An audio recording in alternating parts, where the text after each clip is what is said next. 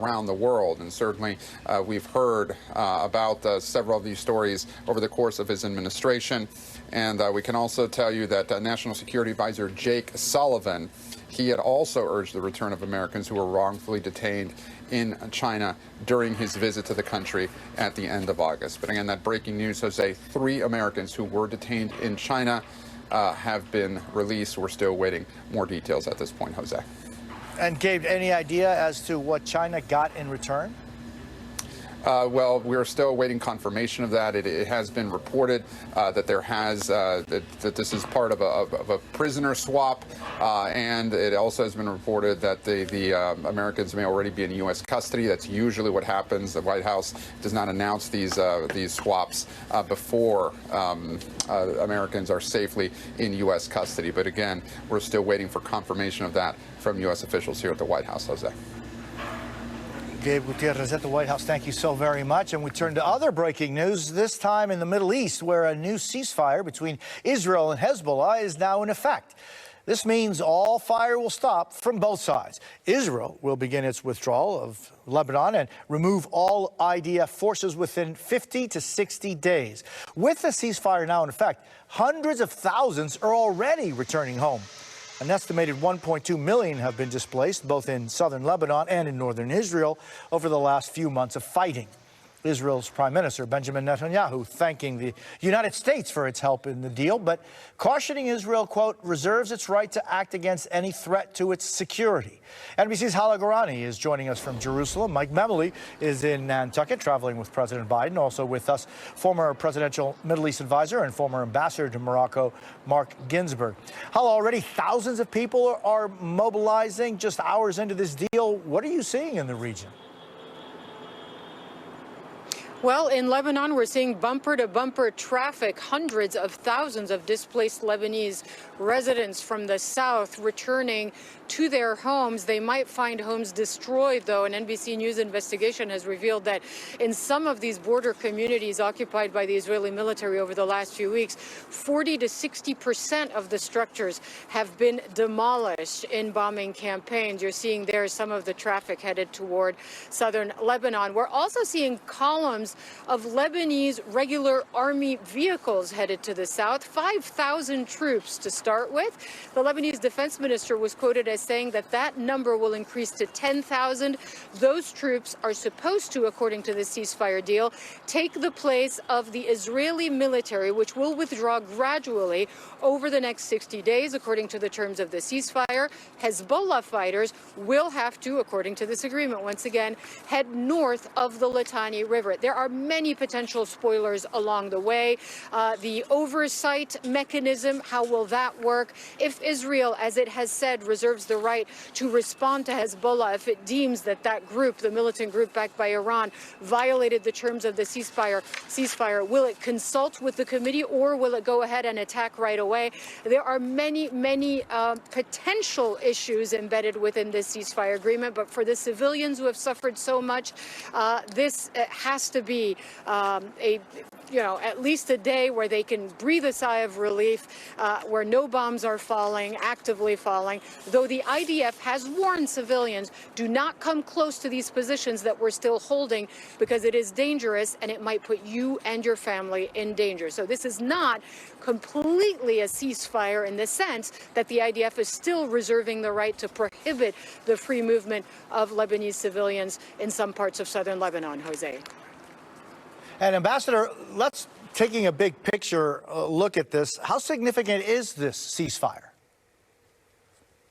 Well, Jose, hello. It is very significant. Let me give a shout out to Special Envoy Amos Hochstein, who did a Herculean job cobbling together this ceasefire. What the Biden administration, of course, hopes is that this ceasefire, if it is durable and is able to preserve a return of civilians, not only from southern Lebanon to southern Lebanon, but also civilians back to their communities in northern Israel, that it can leverage this to force Hamas back to the negotiating table and reach some sort of ceasefire agreement in the south. I'm skeptical whether that's possible. Israel has already declared that it will not cease hostilities in Gaza, notwithstanding the cabinet's agreement to begin withdrawal of IDF forces from southern Lebanon, number one. And number two, ultimately, then the issue is what will Iran do to thwart the ceasefires? All roads lead to Tehran, Jose, and until Tehran cease and resists further rearming Hezbollah and Hamas, I'm afraid that this truce may not last very long. Mike, yesterday, President Biden said the U.S. will help ensure this ceasefire is enforced. What could that look like?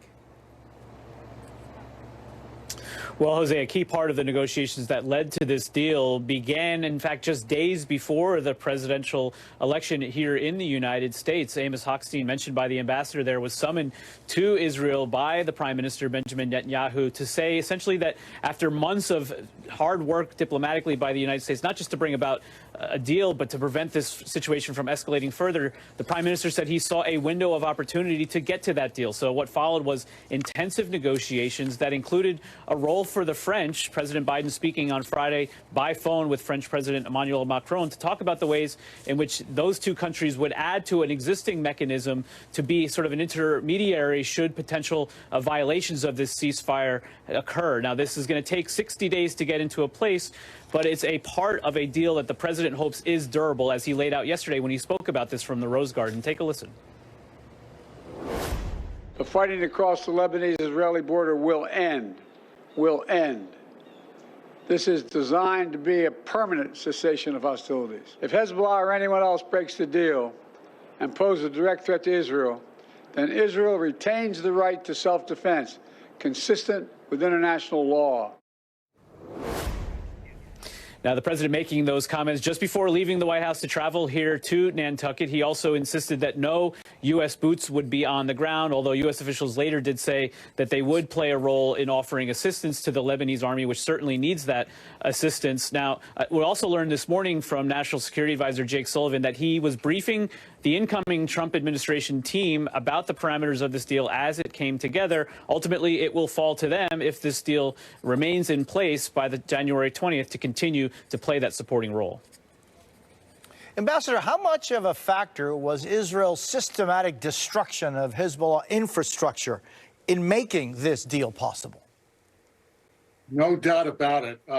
And that is one of the reasons why there's such conjecture within the Israeli public whether or not the ceasefire deal was a right deal to do at this point in time, because the IDF was already on the cusp of doing significant and major damage to Hezbollah's military capability.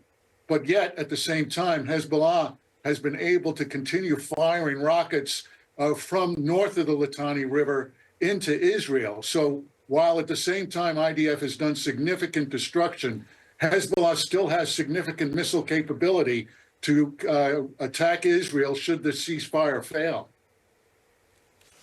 Mike, President Biden also spoke about the continued fighting between Israel and Hamas. Over the coming days, the United States will make another push with Turkey, Egypt, Qatar, Israel, and others to achieve a ceasefire in Gaza. With the hostages released and the end of the war without Hamas in power, that becomes possible. Does the White House see any real possibility of an Israel-Hamas ceasefire and the return of the hostages? No doubt, Jose. The administration is a big believer in the... I'm sorry, Mike first. I'm sorry, and then Ambassador. Actually, let me ask you, Mike, to do that, because Ambassador, I have something I want to ask you on behalf of Mike's answer.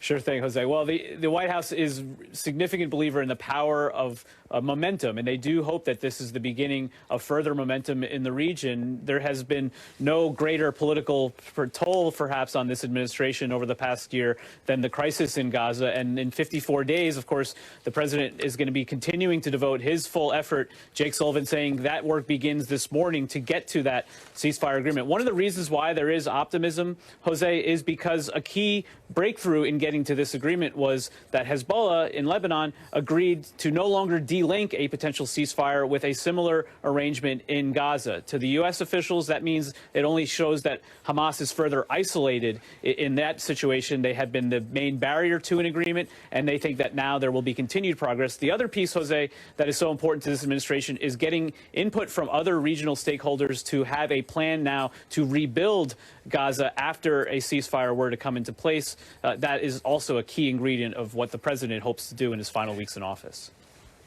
And so, Ambassador, taking off of what Mike was just telling us and your comments earlier about the influence of Iran in all of this, they remain that same regime that has been in power since 1979 with the same objectives and mission statements. What is there any possibility of any true peace or even recognition while Iran remains the same?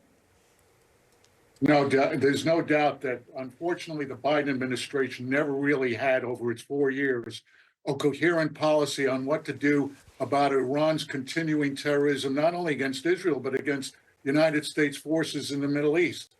And until Iran is forced to cease and desist supporting the proxies that it created in order to destroy Israel, let alone, of course, Hamas and Hezbollah, but also the Houthi rebels and the Shiite militias in Iraq, we're going to have to push further for a far more sophisticated long-term policy to undermine the Iranian regime. That's the only message that they'll understand, and that's the only way that Israel is going to be able to have peace both on its northern border as well as in Gaza.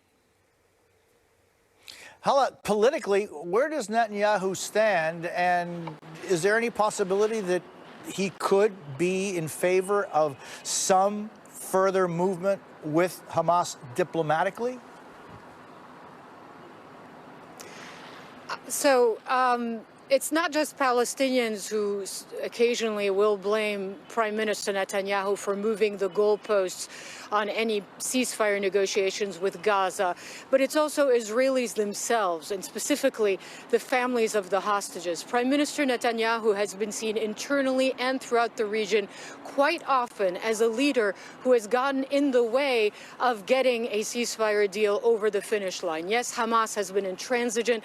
Yes, there have been issues with that organization, that terrorist organization. But there has been a lot of blame also leveled at Prime Minister Netanyahu. For example, I can give you a specific example. When there were ceasefire negotiations several months ago, and one of the requests was for the IDF to evacuate what is known as the Philadelphia corridor, which is that strip of land that divides Rafah on the Egyptian side from Rafah on the Gaza side. And the Prime Minister was extremely unwilling to move on that, knowing that that would probably torpedo a ceasefire deal. Now, as far as whether he is willing to use the momentum that has been gained through this ceasefire deal with Hezbollah, well, we just need to listen to what the Prime Minister himself told his countrymen and women yesterday in his address. And he said, for me, the war is not over. For Israel, the war is not over until we completely defeat Hamas. And completely defeating Hamas is something that is an extremely tall order. As many military experts will tell you, a Hamas insurgency will continue for a long time, even if the military rocket, if you will, capabilities of the group have been neutralized. So there you have your answer, sort of in a longer-winded way, perhaps, than you would like to, but essentially